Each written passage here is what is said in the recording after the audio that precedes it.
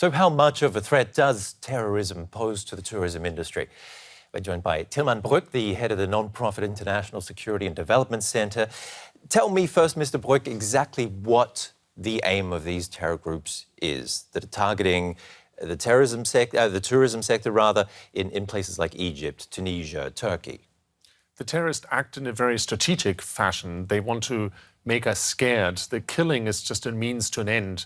Ultimately, they want to destabilize our Western, liberal, free societies and maybe also want to say, don't mess in our backyards. You know, we're here in the Middle East. Don't come to where we are. Stay where you are and leave us alone. And that message seems to be getting even clearer when they target Brussels all of a sudden and Paris. Sure. They're trying to strike as close to home from our perspective as they can, and they're quite successful in their own ways in doing that, and we give them a lot of attention and we let ourselves be terrorized by these attacks to a large extent. If you take a look at the global tourist industry, though, tourists will just go elsewhere, and Europe's an alternative for them. But is it a safe alternative now?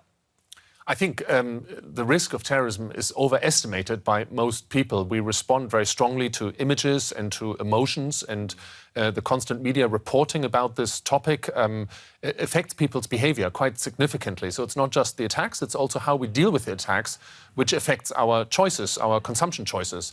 And when you go on holiday, you don't want to have any bother, you don't want to worry about things, you know, you want to have a good time. So, of course, your choice of destination is strongly influenced by attacks. And what about Germany?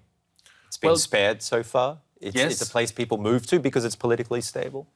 For whatever reason, we haven't had large-scale attacks in Germany, which is good. Perhaps our security services are particularly effective. Perhaps we've better integrated Muslim minorities, or perhaps we've simply been lucky, because I wouldn't say it was likely that Germany was ever struck. So I think it's possible that Germany will be struck as well. But on the other hand, as I said before, the risk of an individual being a victim of a terrorist attack is extremely low. You're more likely to be killed by lightning in Germany than by terrorism.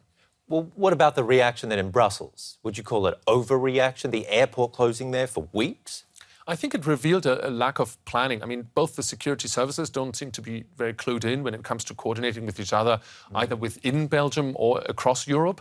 And secondly, the response of the airport strikes me as being or revealing a lack of preparation. You know, it takes them many, many days to bring the airport back into operation. It would be preferable if they had more contingency planning and were able to withstand such an attack and to go back to the normal business as soon as possible. That would actually affect the calculus even of the terrorist. What, same-day turnaround? Would that be plausible? Well, maybe a few days, 2 or 3 days. Not a couple of weeks. But there should be a plan B for resuming flights and the check-in mode, and they shouldn't be so reliant on this critical infrastructure. Compare it to a place like Israel, where there's a lot more chance of an attack.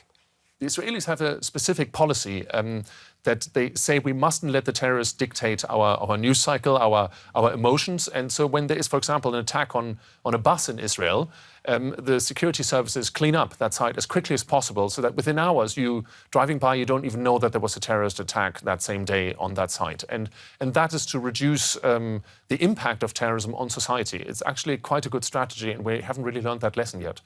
Okay, Mr. Brück, lots of lessons still to learn, I guess. Thank you very much for coming in today. You're welcome.